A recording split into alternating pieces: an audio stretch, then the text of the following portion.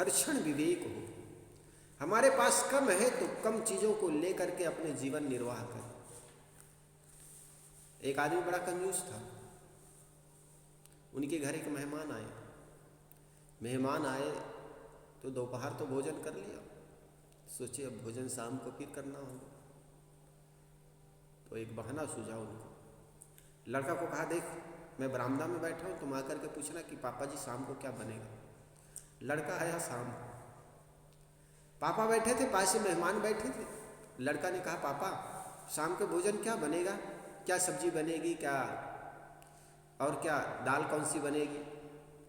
पापा ने कहा, अभी तो खाए हैं, क्या और खाना है, क्या हम कोई राक्षस है क्या, बार बार खाएंगे। मेहमान को पूछ लो, मेहमान कुछ खाएगा। अब मेहमान खाए तो राक्षस। वो भी सोचे, वो भी कहे कि नहीं मुझे भी नहीं चाहिए। तो ऐसा अगर वही आदमी विवेक से काम लेता तो कहते ठीक है बेटा, कोई दाल नहीं तो केवल चटनी से खा लेंगे। जहां पर अकल होता है ना तो आदमी इशारा से अपनी बात सुलझा लेता है। जहां काम होता है तो इशारा से हो जाता है। एक महात्मा एक घर भोजन करने गए तो माता जी खूब अच्छे अच्छे भोजन बनाई थी,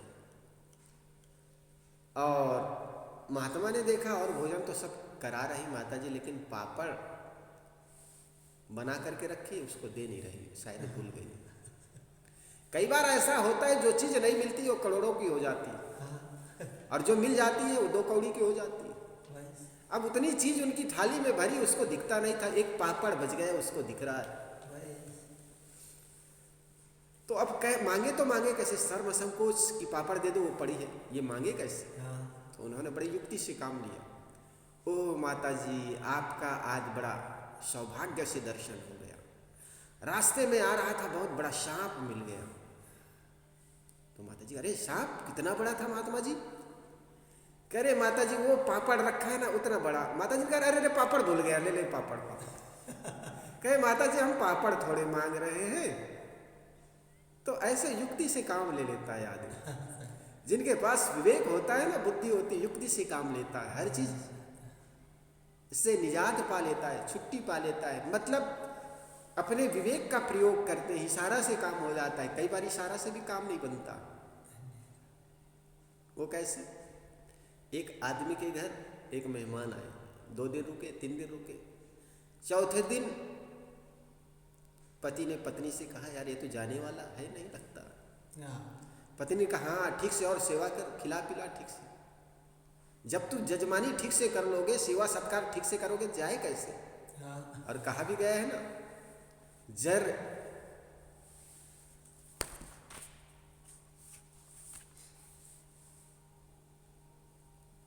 जर जुकाम और पाहुना एक ही उपाय, लंघर कर दो तान के कभू वापस न आए। समझ रहे हो, जर जुकाम और पाहुना एक ही उपाय, लंघर कर दो तान के कभू न वापस आए। इनको भूखे रख दो तान के, ये कभी आएंगे नहीं। तो करे क्या। पति ने कहा, देख एक युक्ति मुझे तुझे बता देता हूँ, हम दोनों झगड़ा करते हैं। पत्नी ने कहा, आदत ही नहीं, कैसे झगड़ा करे।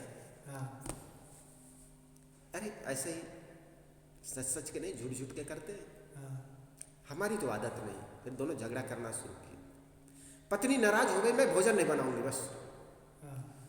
पति ने कहा, ठीक है मत बना, हमें क्या है, 2 दिन लंगर रह जाएंगे, 2 दिन भोजन नहीं करेंगे। झगड़ा शुरू हो गई। उतने में पति ज्यादा गुस्सा में आकर डंडा से मारने लग गए। और मारने क्या, वो खाट था ना, पलंग जिसको कहते, वो पलंग पर डंडा मारते हो। पत्नी चिल्लाती, मैं आज भोजन नहीं बनाऊंगी, तुम भूखे मरोगे। कह जा जा, मैं भोजन नहीं करूंगा, भले भूखे मर जाऊं आज।